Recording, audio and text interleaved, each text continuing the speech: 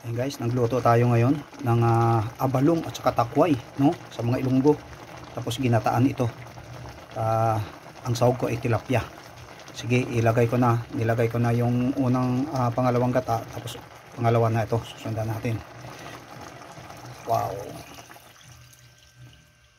Ayan. Ayan guys, so takpan muna natin, hintayin natin kumulo. Ayan guys, balikan na natin yung niluto natin na tilapia ginataan na may sa mga Ilonggo gabi at saka takway.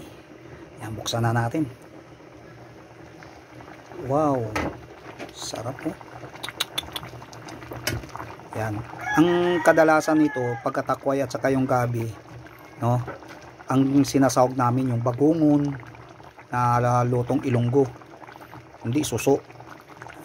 Pero sa ngayon, dahil may bagungon ako doon, pero susukahin ko muna yon mga susunod na araw na lang.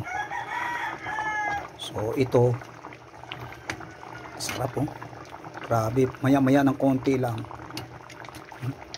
Yan, maya maya konti lang. Siyempre, ayan, tikman na natin.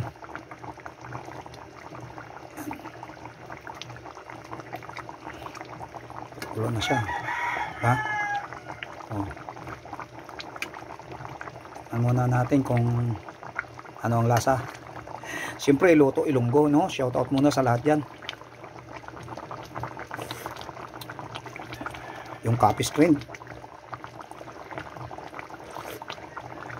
Sarap. So yan guys, thank you. Maraming salamat sa inyo guys. Yon, sa panonood. Ito ang panangalian ko ngayon. So takpan na natin at maghahain tayo. At syempre mayroon tayong nagmarinate naman ako ng bangos. So syempre dinahain ko yan. Kinumplito ko ng mga sangkap para mas mabango. Syempre nilagyan ko yan ng bawang, no? May bitsin, may asin, suka, para mas masarap. Kaya yung lahat ng mga nakatikim ng minarinate ko, talagang wala na ba dyan? Oo, sarap. Ngayon, pwede na to mga brother. Okay na to, ready na yan. So i-rip na, o diba? Dalawa yan eh, dalawang ganito. So nandun na nauna sa rip ang isa. So guys, thank you. Maraming salamat sa lahat ng mga nanonood ng mga videos ko. Shoutout sa lahat ng mga followers ko, sa mga viewers, likers, no, sa mga kapwa ko Ilonggo. Damo gid salamat sa inyo. God bless guys.